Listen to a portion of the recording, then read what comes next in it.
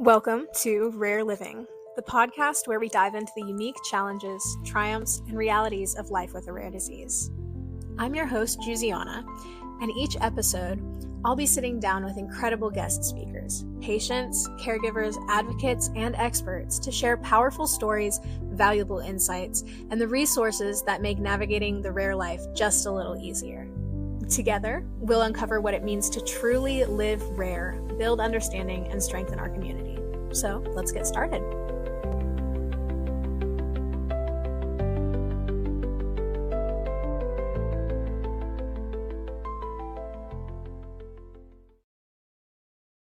Welcome back, everybody. On today's episode, we are going to be talking about pain rehab programs and meeting with the person behind Exposing Pain Programs. Can you introduce yourself a little bit? Tell us a little bit about you, the very short version of your experience with pain programs. Yeah, hey guys. I'm the owner behind Exposing Pain Programs here on Instagram and TikTok. And my experience, I was at the Mayo Clinic PRC back in 2018. I had a really horrible experience, left me traumatized. And after that, I just looked online, seeing if anyone else had spoken up about their experiences and realizing it wasn't something that was talked about. And so I always just knew what I had went through and what these programs were teaching is not normal, it's not okay, and wanted to get the word out and spread awareness. So I started the account, I think a few years now, back in, I think, 2021. So it's been a few years. Yeah, and your account has grown significantly since then. I found you on Instagram first and then on TikTok. Can you share your personal experience with the pain program that you were enrolled in? Yeah. So like I said, I went to Mayo Clinic PRC back in 2018. I believe it was November, December around that time. And let's see. Um, I don't know how much information you want, but I was sent there for functional neurological disorder. At the time, I was having non-epileptic seizures. I couldn't participate in school. I couldn't participate in soccer. I couldn't drive. I couldn't live my life. Like local doctors really didn't know what to do. They were at a loss. So I was referred to Mayo Clinic, and from there, um, I feel like my actual appointments at Mayo Clinic went very well. And then it was my last appointment they had sent me to before I left, where they had me meet with Shelly Aarons, who at the time was the director of the PRC.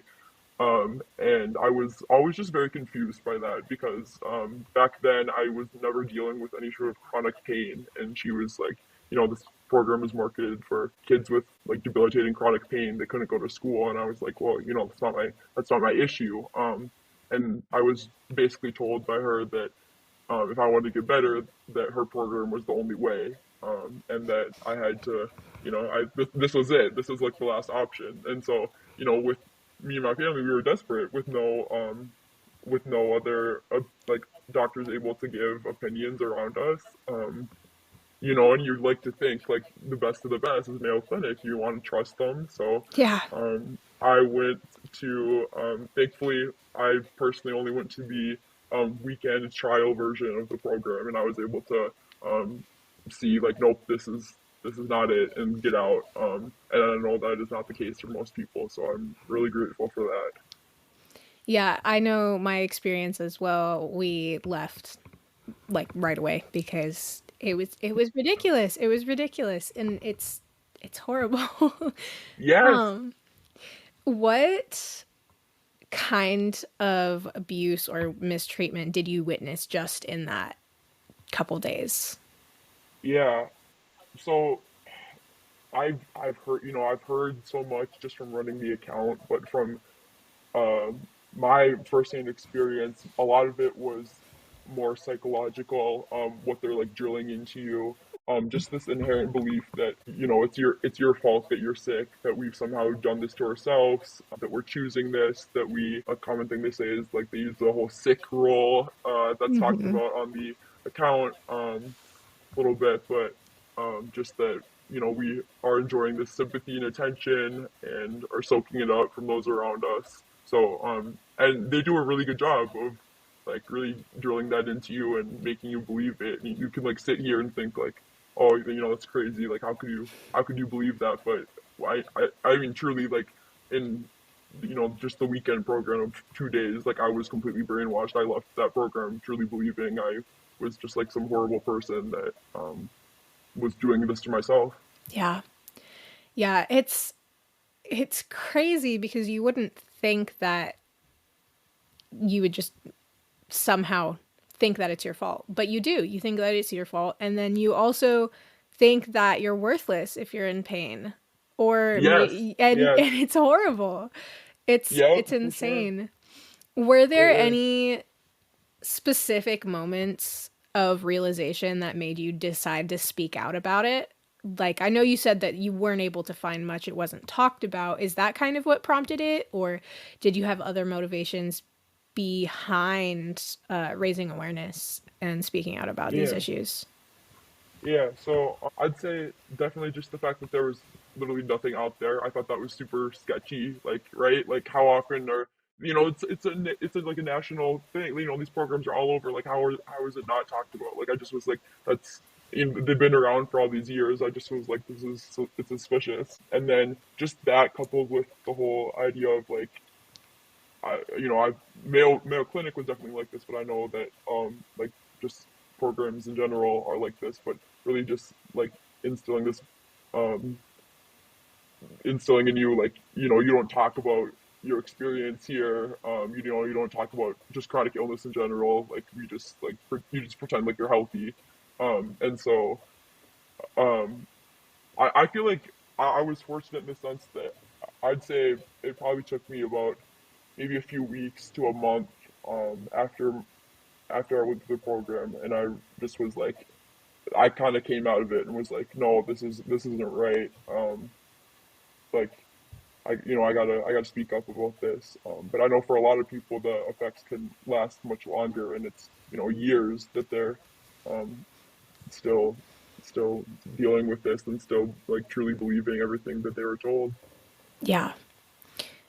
Through your account, I know that there's been a lot of stories that have like touched me and pulled on my heartstrings, but is there any specific story that somebody has told you or come to your account about that you think impacted you the most or upset you the most?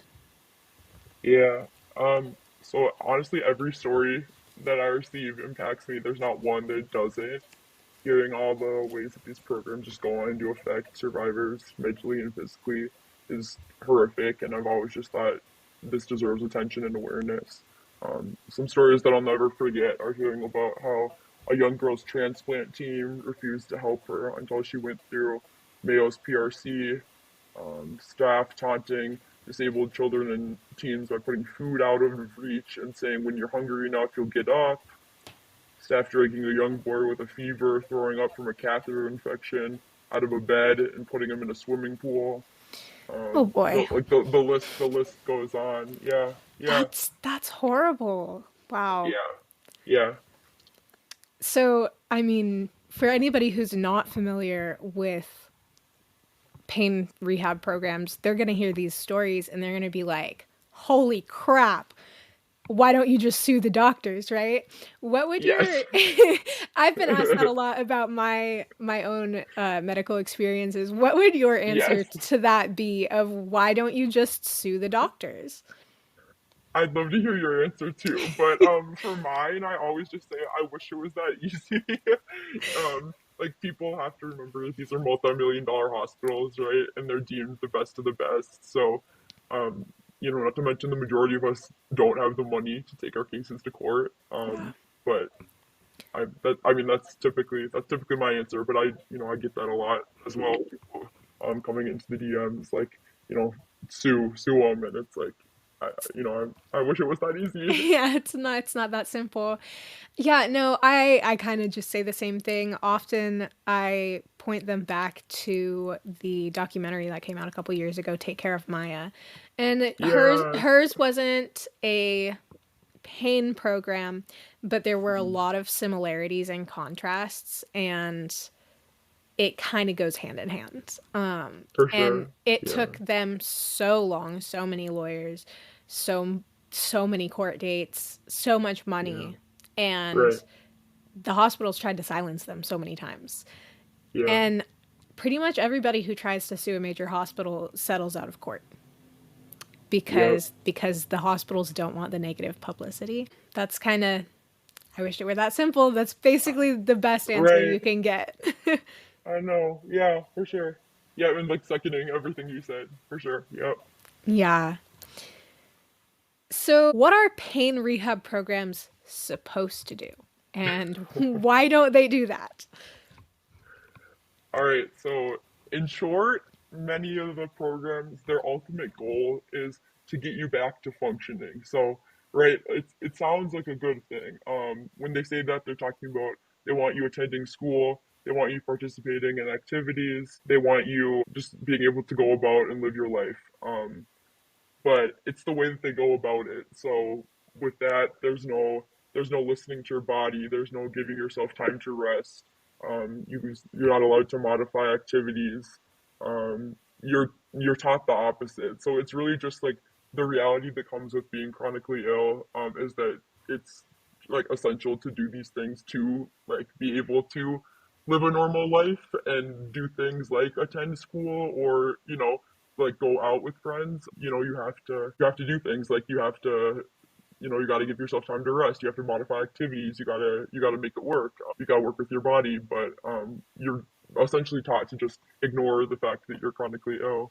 Yeah. um and that if you don't, let's see, I hear that, like, yeah, I wanted to touch on this too, that Mayo Clinic, I know, had this rule. I don't know about other programs, but like they on their whiteboard they literally wrote down and like would instill this rule in us that you are not allowed to miss school unless you have a protruding bone, a 103-degree fever, or higher, profuse bleeding, suicidal ideation, or you're unconscious. But the unconscious part, it doesn't count if it's from POTS, because that doesn't count.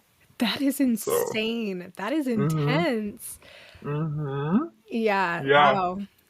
That's yeah. insane.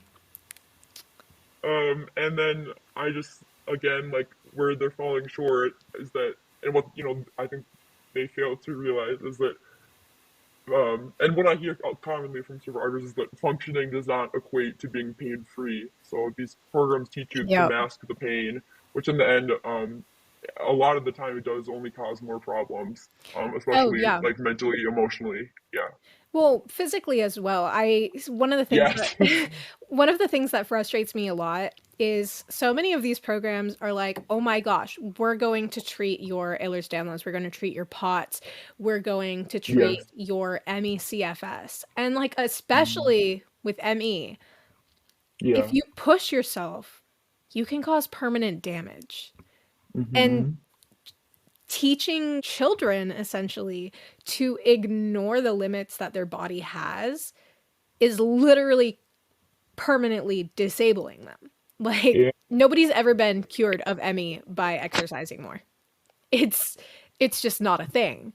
And then there was that pot study, I believe it was you who posted it recently Yeah. about the teens who went through the intensive rehab for POTS ended up with a higher rate of disability and less quality of life Yes. because that Yep. is not how you treat these things, but to them it is, and it's a money grab.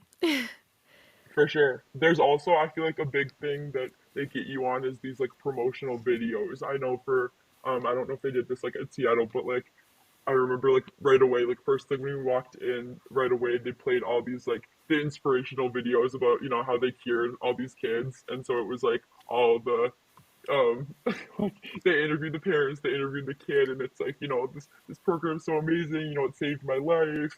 blah blah blah blah. And there's videos like that online you can find easily. But there's a lot of that too that like fits their like yeah. Yeah, it's very much an agenda. It's it, Yes, for sure. it's not okay. Yeah. So why do you think that abuse or neglect becomes so prevalent in them? Like what systems are in place that allows it to be so severe? Because some of the things that go on behind closed doors are insanely severe, and you would think, who would ever be okay doing this? But people do it. Why do you think there's so much space to allow that to happen without repercussions for the staff? Right. Okay. So, the majority of the day is spent doing intense physical therapy. I mean, just so for background, those of you that are not familiar, with how these programs operate, intense physical therapy, occupational therapy, and then they have psychology sessions. So this is going to range anywhere from 6 to 8 hours a day in many of these programs. And I believe that due to such a drastic increase in exercise and at such a high intensity, a lot of us are coming in, being bedbound, using mobility aids, again, like being unable to attend to school, going from that to being forced to, run miles on a treadmill until our knees are buckling in, until kids are falling off, getting concussions. Um, just the intensity and like the drastic increase in exercise quickly obviously just becomes extremely dangerous. And yeah, the psychology, these sessions is where a lot of the brainwashing is done. Although I'd say it never really stops. It's in these sessions that you're taught about the infamous pain behaviors, referring to Yeah. any action or response that lets others or just lets others know that you're in pain, basically. Um, Yeah. so many of these programs, including Mayo Clinic, Seattle Children's, Stanford Prep, Boston Children's, they require parent participation and have specific parent class teaching families how to implement their teachings at home. And I feel like this is also another big thing that can contribute to like just I hear so often about like the family, how these programs really just throw off like family dynamics and how it can cause like so many issues between like families, and how even years later like really relationships have yet to be repaired because of the damage these programs have done. Yeah. And like I feel like this goes to show this, like just instilling the teachings that they're teaching us, not only to us but our parents. So it's like you truly can't escape it. As a kid, you're a minor, you're still living at home. um, your parents are being taught, um, to discipline us for being in pain, to take things away when we are presenting with symptoms, to whatever stuff they're telling us to do. So it truly becomes like on something that you can't escape from. Yeah, and for a lot of those parents, like I don't think it's a malicious thing, but Right. you see your kid in pain, you want to do whatever it takes to help them get better. Hmm. And if it's being framed in this way of this is the only way your kid is going to get better, Right. but that's so isolating. That is so isolating for the child because Yeah. not only are the doctors not believing you, not only are the physical therapists not believing you, or your teachers or your friends, but now the one person who is helping you seek out medical care is Right. not. Yeah. And yeah, yeah, I left after the first day. My mom came with me to, I think, all but one of the appointments. And I Oh, think, I didn't know that you left after the first day. Wow. Okay. yeah, I did.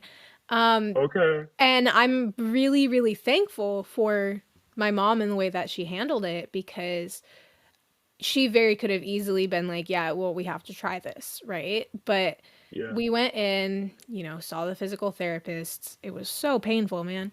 Um, Yeah. and then I had about an hour and a half, I think, if I'm remembering right, with the Yeah. psychologist. And then my mom came in for the like 30 minutes. of the Mhm. psychologist. And in that 30 minutes, she got so upset at how the psychologist was treating me, that when we left, she just was like, yeah, we're not doing this. I know there's something physically wrong. Because so I was having really, Yeah. really bad abdominal pain. Uh, And they'd done MRIs and stuff. They'd checked for ovarian cysts and appendicitis, and it was chronic at this point. It'd been probably at least half a year. yeah. And this psychologist guy, he came in and, he was saying all sorts of stuff. But when my mom came in afterwards, he was like, okay, well, so see, the thing is, I think her baseline is just off. Like, this is a normal person's pain Mm. tolerance, and then like they go up and that's when it's bad, but her pain tolerance is down here. So when she's at a normal person's pain, she's just overreacting. Were they trying to pull the whole like childhood like amps thing? Because I know a lot of these programs do that, like the general like Yeah. amps. Yeah. Yeah. And then he said that I needed to do hypnosis to trick my body that I am not in pain anymore. Oh And we no. knew that there was something physically wrong. We ended up having to fly across the country. I'm in Seattle. We ended up having to fly to Philadelphia to see a surgeon there, and I had almost completely tore off my abs, my rectus abdominis muscles from my pelvis. So it wasn't just a in my head thing. And we'd ask the doctors there, and they're like, those muscles can't tear. You're just being dramatic. I remember your story. I remember that being submitted, like still to this day, and that was like a really long time ago. Yeah. Wow. Oh my Yeah. That gosh. was a couple years Wow. ago. That's Yep. crazy. Oh Crazy, my crazy. gosh. Wait, so what did they end up doing for what did they end up doing for that? The surgeon in Philadelphia, like we went and I did the MRI, and I was Uh-huh. so done with doctors at this point because it had been over 2 years. And I was like, I'm Yeah. done being told I'm crazy. The tests aren't even going to show anything. They never do. And I went in for the Yeah. MRI, and then an hour later, the doctor calls me back and he's like, so see here, these are all the tears. We're going to do surgery tomorrow. Wow. And it was crazy because it was a really invasive surgery, but the pain of the surgery was still less than the pain that I was in before. Wow. And yeah, it was I always That's say, crazy. like, don't ignore your body. Like, if your body's telling you you need to Yeah. rest, you need to rest. If your body's telling you there's something Yeah. physical going on, there's probably something physical going on. Right. Yeah. Wow, that's crazy. Yeah. I'm really glad that you guys ended up like that you got the care that you needed, but like it's so sad because I hear those stories like so just like way too often, of it coming like so much later. People leaving these programs and then like they'll get the treatment they need, but it's not for years later, or it's Yeah. not for it's just like it's really hard to hear because it's like it shouldn't take this long. Yeah, no, I know a couple other people who've been through the Seattle program, and their stories, like they went through the whole program. And Yeah. it's really, really hard to see. And it's hard to see how it has impacted family dynamics in one of my friends' families because one sibling has EDS, POTS, MCAS, all of that. Okay. The other sibling had CRPS in Okay. one leg, and they went to the pain program for the CRPS, and the doctors were like, unless both of your legs are broken, there's no reason that you should ever be in a wheelchair or be using mobility aids. And Wow. that brainwashing, it went on through the parents, and so then Yeah. eventually, a couple years down the line, CRPS went into remission, but other siblings, POTS and EDS and stuff, are getting so much worse that, like, can hardly walk, right? Yeah. And it's still, you shouldn't be using that because it's just still instilled in the parents' brains Right. that you can't use mobility aids. And there's so much shame that is instilled in you for Yep. showing your pain or using mobility aids. It took a really long time to get over that, and I still struggle with it. Yeah, I myself, like, you're a part-time wheelchair user? Yeah. Yeah, I'm the same. And like, even though my experience was back in 2018, I started using my chair in like 22. So like all these years later, and I remember just like panic attacks, like Yeah. going like just like when I started using, just still like trying to get over um what you're. I mean, it doesn't leave you. It stays with you for years. Yeah. No, it really does. How does your page provide support to survivors of these programs? Is there anything that you guys do? I know just the way that you post studies as they come out, like that pot study blew my mind. And I was like, finally, there's evidence. Like, oh my gosh. Right? I know that was great. Yeah, and like I'm actually not on Instagram like super frequently, and so usually I kind of rely on it's other like survivors like sending me like the studies and stuff like that. So it's Yeah. super helpful. It's like kind of a community thing. I'm like that's great, and then I'm able to share that, and more people are able to see it. So it's great to have be able to people can just like tag me in posts or send like stuff like that so that I Yeah. can post it. But I would just say that the page provides support so that I think the biggest thing is just so that people can see that they weren't the only one who had the experience that they did, Yeah. which is often like that's one of the biggest things I hear Oh, is that 100%. um, right and like the saddest ones are like I'm like in public like hysterical 15 years later finding your page because for the past 15 years I've truly just believed I was the only one who had this horrible experience. I had no idea that there was others like me. Um, and so if you walk away with a bad experience, I think too often these programs just blame you for it. Oh, well, of course, because Yeah, if you don't want to get better, you're not going to get better. exactly. Or they'll follow it like, it was just a one-off. It was like, of course, denying any sort of fault. Of course, that was not their fault. Clearly you weren't motivated to get better, right? Like we're motivated to get better, whatever it Yeah. is. Um, and so when the reality is so many of us have gone through the same things, but for all these years we've just been silenced, and people have rightfully so been too scared to speak out. Yeah. Um, yeah.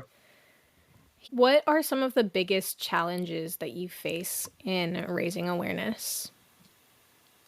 Um, for me, the fear of legal action. So that's why I've chosen to remain anonymous.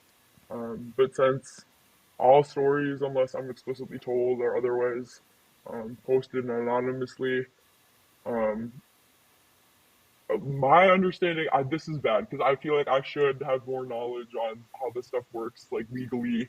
But I've tried to do my research and I've kind of gotten mixed messages. So it's hard to say. But my understanding is that people have the right to express, right, like their experiences, what they went through. But then it's hard because then on the other hand, you have like at least that I'm aware of, like I'm pretty sure these clinics or any of these programs could be like, oh, this is defamation, this is whatever. Yeah. So it's hard. The fear of legal action is definitely um, the hardest part, and just having to remain anonymous because I'm very proud of my work. If that were not a concern, I would have no problem, putting my name out there. But Yeah, no, that's a completely valid fear, I think. yeah, So I know you said that there was somebody who messaged you saying that they'd found their page, your page, and didn't feel alone anymore. Is there any other stories similar to that that you've received from other survivors that really just like fuel the fire for you, make you want to keep going? yeah, just constantly I'm getting people reaching out saying that, your page has convinced them not to attend a PRC. They like people have been signed up and have been like, no, I'm okay, now I'm not going. Or Hmm. by showing it to their parents, like, no, I'm not going to put my kid through this, and they'll unenroll or decide not to go. So I know it's definitely prevented a lot of people from like the possibility of going through what so many of us have. And just one that I'll never forget is I had someone reach out saying that they found um, their therapist actually, like after telling the therapist about what they went through with their program, the therapist was the one that told them about the account, which I thought was really cool. Oh, So, that's amazing. yeah, yeah, That's yeah, that's really right. cool. Yeah, I think just the biggest thing, yeah, always just like the appreciation that people are always sharing about how much they appreciate the awareness and how important it is. You know, this subject is being talked about. Um, thanking thanking us for just expressing what so many of us have been through, and then again just preventing other people from going through what we had. Yeah, no, definitely.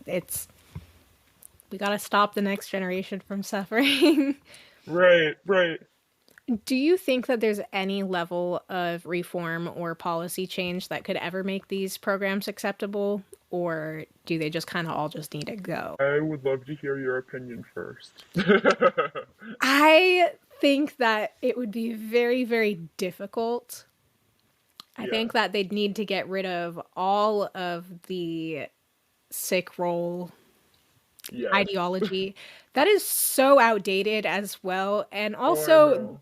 he's a horrible person. So why are you I listening to know. his stuff? Like why is his research and opinions, not even research, why are his opinions the foundation of your program? That's just wrong.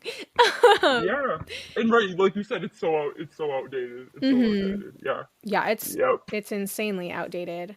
Um, I think it would be really difficult to make it okay, and I think there would need to be a lot of accountability outside of the hospital staff. Like there needs to be some Yes. external oversight of making sure that Hmm. it is run smoothly, making sure that there's no abuse taking place, making sure that there's no neglect taking place. I think it would take so much reform and policy change to make it acceptable that it would be much easier and much better to just take it all away and start from scratch if that's something that Yeah. they want to do. That's my opinion on it. Honestly, you worded that so well. I feel exactly the same, and like I've written out my answers here on what I want to say, and I feel the exact same. I feel like um I said I said I would end all pain programs versus trying to reform the system that has just left so many of us utterly traumatized.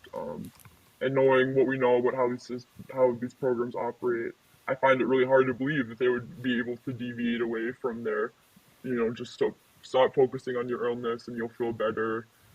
No pain behaviors, telling us we love this sick kid role. Like I, I, I, I find it again, like I find it really hard to believe that they would be able to like go away from that. Yeah, no, I agree. What are the most common misconceptions that people have about pain rehab programs? These are really awesome questions. I love it. It's definitely okay. So that there are, oh, this one for sure, that there are nearly 100% success rates displayed on their websites are real. Yeah. Uh, can we talk about that? Yeah. Yeah, yeah. I don't know if they have you do this at Seattle, but I know for at Mayo they send out a survey, and they have you right, like yeah, Yep. and I I just got a know, survey. It was like yeah. did they have you do it like every day for a week and then follow up in a month and like that sort of thing? Ours was a little different. I think it was just a one-time thing. Like it was Okay. maybe like a month after, and it was just a one-time thing. You filled out. It was like a packet, and it Hmm. was asking all these like physical and mental health questions. And I just know like there's no way that even if first of all even if someone was honest, which like is like not likely because I feel like people that are still like that have doctors like at that hospital, right, and are still like receiving care, there is still like this fear of like, oh, like I don't want this to show like that I didn't put in like this weird skewed, like I don't want this to show like that the program didn't work on me, so I'm gonna like, I'm just gonna change my results. Like this isn't how I actually feel, but I'm gonna say that yes, I'm doing a lot better than I actually am. And so I feel like just the results of that, like, just are skewed from fear, definitely. Also, I know that some people have said that they weren't allowed to go home until they said they were better. So Yes, yes, that is going to be skewing your results, because if people are being abused and want out, of course they're going to say that they're better so that they can get out. yep, Um, for sure. yeah. Well, also, like you were saying, there's some doctors and medical teams who will refuse to work with you until you've successfully gone through a program. If this program is literally incapable of providing that success, you're just going to say it has because you need actual treatment. Right. So there's the statistics in no way are accurate. Yeah, totally, for sure. Is there any other really common misconceptions, or is that kind of your main one? Another one is that I think, I know so many of us are told, our parents and ourselves are told by these program directors and doctors that, at this point, like this program is your only option. It's the best option. Um, when in reality, like, we all know that this is not. I always tell people who reach out and they say that they said, this program director, this doctor, whatever, they've said this is my only option. I really, I don't know what to do, and I always just tell them like, no, like this is not your only option. Like they're gonna tell you that, but there are options out there that are not abuse, and Yeah. like you should consider them because like this is not it. It's really sad that so many people have to consider abuse because they're so desperate for help. I think that's one of the things that's the saddest for me. For sure, literally, yep, yep. Or what always gets me is there's people that know like that find our page and then are like, oh, they know going in like, oh, this is gonna be awful, but Mhm. are just like, I'm at such a loss. There's nothing else I can do. My parents are making me go. The doctor's making me go. Whatever.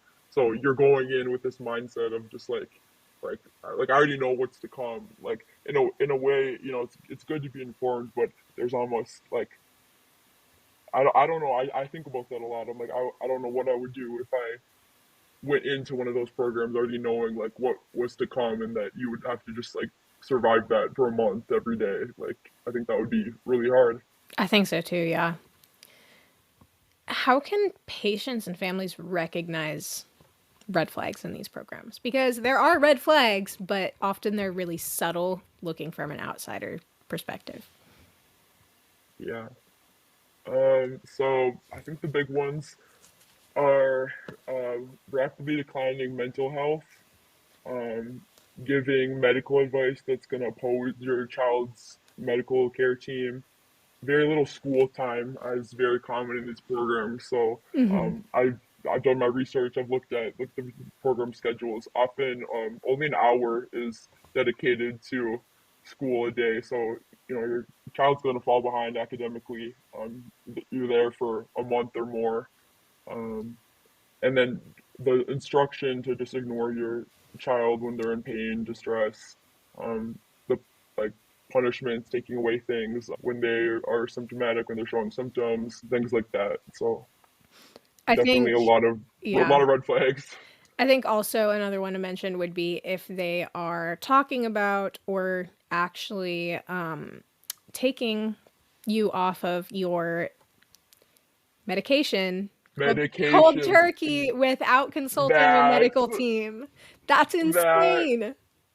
Yep. Yep. Like, how is Yeah. that allowed? I How is that allowed? I don't even know.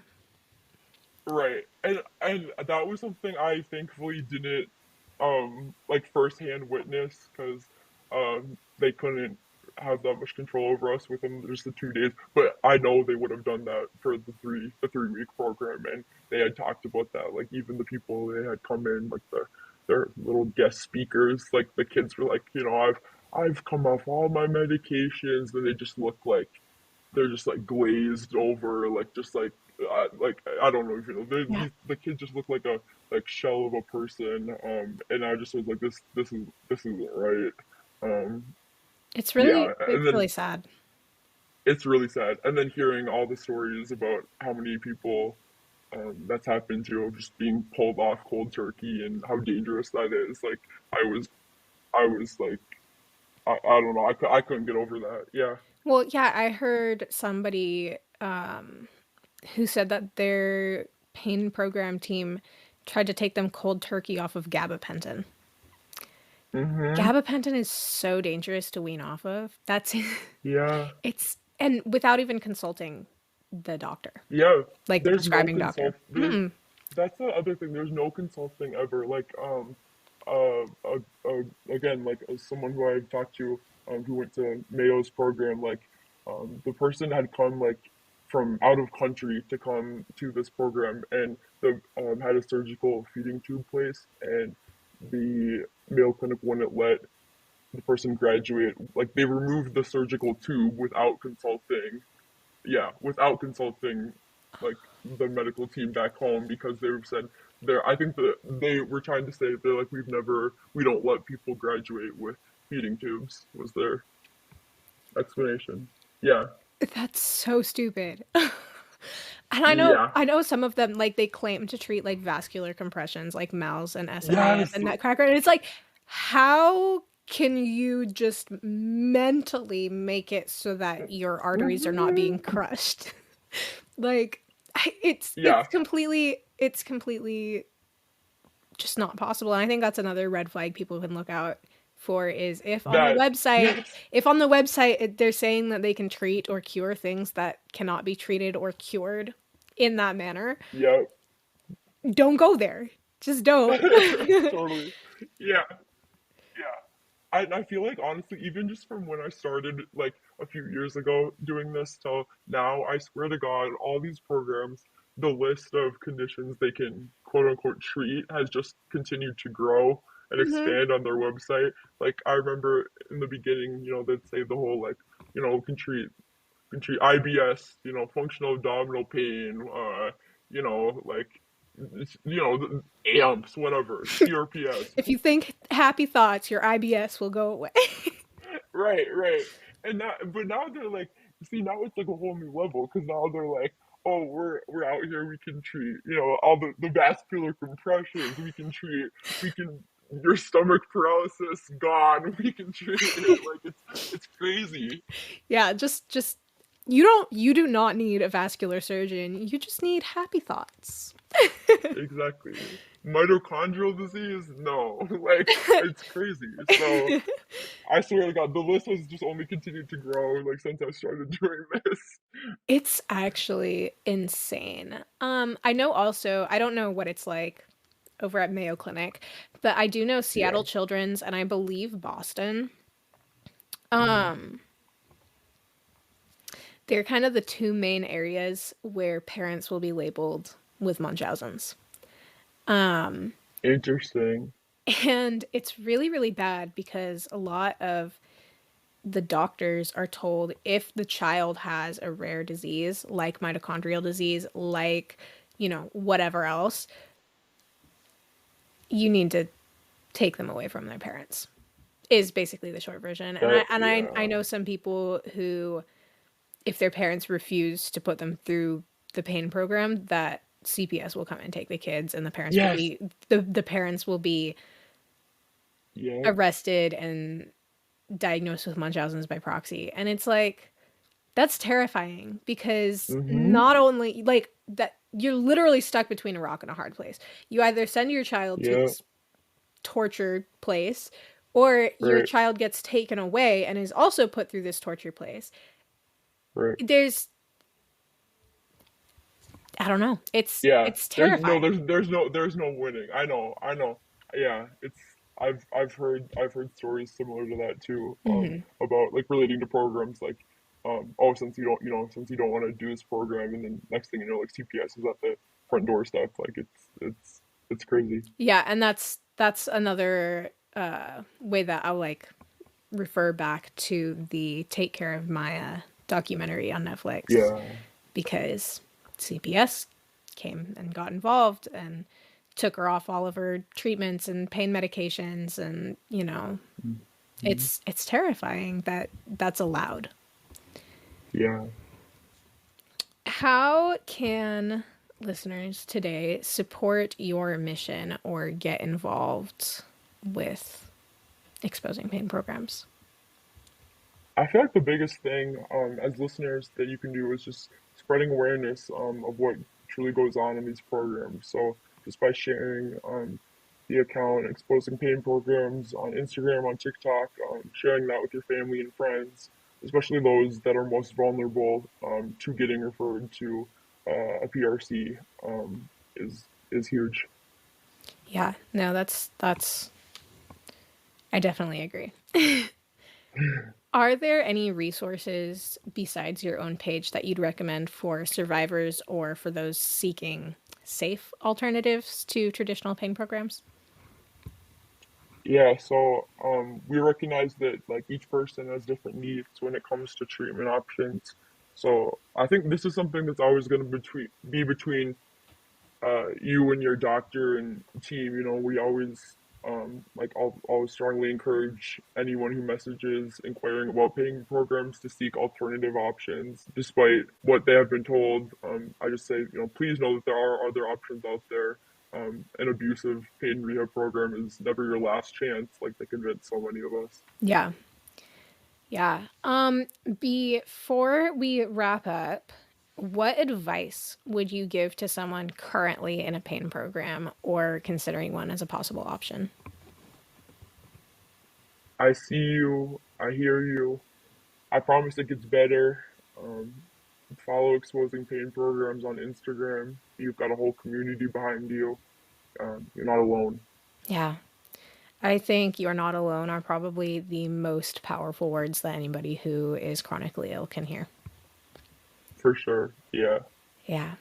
Well, thank you for coming on and talking about your experience with pain programs and your page. This is a topic that is I'm very passionate about as well. So I was very, very happy that you wanted to come on. Thank you so much for thank you so much for having me. And again, like I appreciate just all the work that you've done and like spreading the word on these programs. So I really appreciate that. Appreciate you having me. This has been great. Yeah, no, I will definitely, I'll put your links in the description and point people to your page. Once again, this is your host, Giusiana. Thank you for joining me on today's episode of Rare Living. I hope today's conversation left you feeling a little bit more informed, understood, and hopeful for the future. Life with a rare disease can be lonely, but no matter where you are on your journey, you're not alone. If you enjoyed this episode, please subscribe, leave a review, or share it with someone who might need it.